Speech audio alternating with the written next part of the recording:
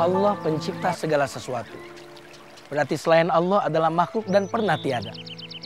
Tak ada kita dahulu, tak ada langit, tak ada bumi. Bahkan Allah memulai peran Adam manusia pertama dengan satu tiupan, meniupkan ruh. Dan Allah juga mengakhiri alam semesta ini juga dengan tiupan. Memulai peran Adam dengan tiupan dan mengakhiri alam semesta ini dengan tiupan.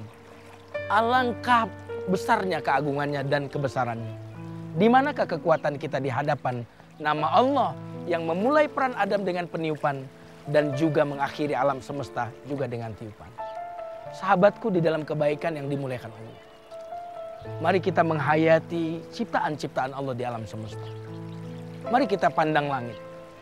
Di dalam sebuah hadis disebutkan bahwa sesungguhnya Allah Subhanahu wa taala menciptakan langit dalam 6 hari. Mengapa engkau ya Allah menciptakan langit dan bumi serta apa yang ada di antara keduanya 6 hari? Karena Allah ingin mengajarkan kesabaran kepada kita. Sahabatku di dalam kebaikan yang dimuliakan Allah. Dalam sebuah hadis disebutkan, tidaklah langit pertama dibandingkan dengan langit kedua, kecuali seperti sebuah cincin yang dilepas di padang pasir. Tidaklah langit kedua dibandingkan dengan langit ketiga, kecuali seperti cincin yang dilepas di padang yang luas. Tidaklah langit ketiga dibandingkan dengan langit keempat, kecuali seperti cincin yang dilepas di padang yang luas. Begitu juga langit keenam, langit ketujuh juga dibandingkan dengan kursinya Allah, hanyalah seperti cincin yang dilepas dan dilempar ke padang yang luas. Dan bandingan kursi Allah dibandingkan dengan arsy-Nya, seperti cincin yang dilepas di padang yang luas. Bayangkanlah langit yang luas yang 7 hanyalah seperti cincin yang dilempar di padang yang luas. Lalu sekarang bayangkan ukuranmu seperti apakah dibandingkan dengan alam semesta. Alangkah kita rendahnya, alangkah hinanya, dan alangkah agungnya Allah Subhanahu wa taala. Tidakkah perasaan ini ada di saat kita beribadah bulan Ramadan ini? Sahabat-sahabatku di dalam kebaikan yang dimuliakan Allah. Mari kita juga menghayati Allah Subhanahu wa taala menciptakan para malaikat. Dan malaikat dulu tiada. Dan ulama mengatakan tidak ada yang mampu menghitung berapa jumlah malaikat. Bahkan ada sebuah hadis yang mengatakan telah berbunyi langit.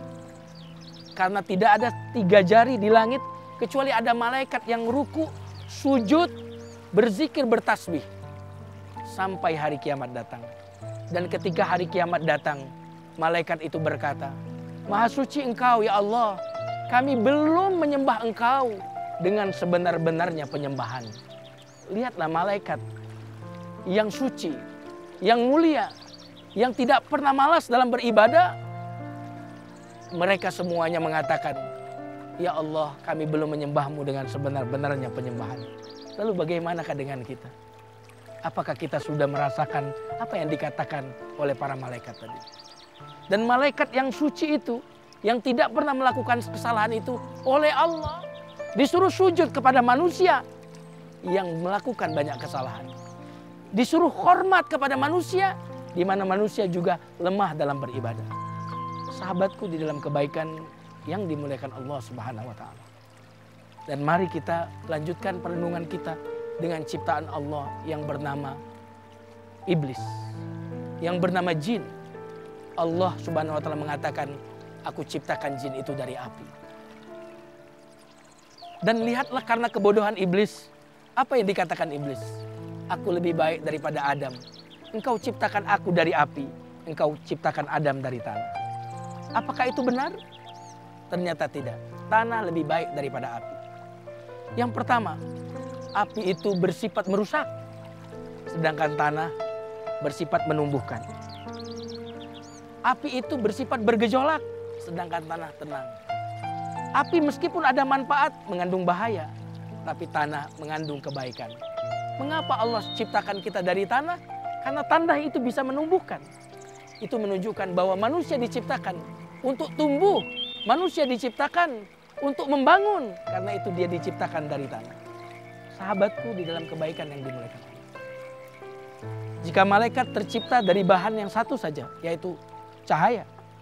Kemudian jin diciptakan dari satu bahan saja, yaitu dia diciptakan dari api. Tetapi manusia menggabungkan dua unsur dalam penciptaan. Diciptakan dari tanah, ditiupkan ruh. Bahkan di dalam Al-Quran Allah menjelaskan bahwa manusia diciptakan juga dari air, juga dari tanah. Mengapa diciptakan dari air dan dari tanah? Allah ingin mengatakan bahwa aku ciptakan kalian dari air karena air itu adalah suci, bersih. Bukankah kalian itu untuk membersihkan sesuatu menggunakan air? Aku ciptakan engkau dari tanah karena jika engkau tidak ada air, engkau bisa berwudu menggunakan tanah, tayamum. Engkau bisa menggunakan tanah untuk menggantikan air dalam bersuci kepadaku. Seakan Allah ingin berkata kepada kita, wahai manusia, aku sangat mencintaimu. Karena itu aku ciptakan engkau dari dua unsur yang tersuci di muka bumi. Yaitu tanah, yaitu air. Kau sangat suci wahai hambaku. Karena itu jangan kau najiskan dirimu. Jangan kau kotori dirimu dengan memakan harta yang haram.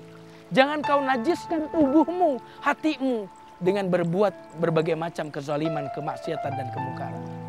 Sahabatku di dalam kebaikan yang dimuliakan Allah. Allah yang Maha Pencipta. Dan ketika Allah Subhanahu wa taala menciptakan kita, Allah Subhanahu wa taala perintahkan Adam berikut iblis untuk sujud kepada kita. Kenapa? Karena dia ingin memuliakan kita, karena dia sangat mencintai kita. Sahabatku di dalam kebaikan yang dimuliakan Allah. Dan ketika iblis tidak mau sujud kepada Adam, apa kata Allah demi cintanya kepada kita? Keluarlah engkau dari surga ini, wahai iblis. Pergi! Allah mengusir iblis karena tidak sujud kepadamu. Lalu mengapa justru engkau mengikuti iblis dalam kehidupanmu di dunia ini?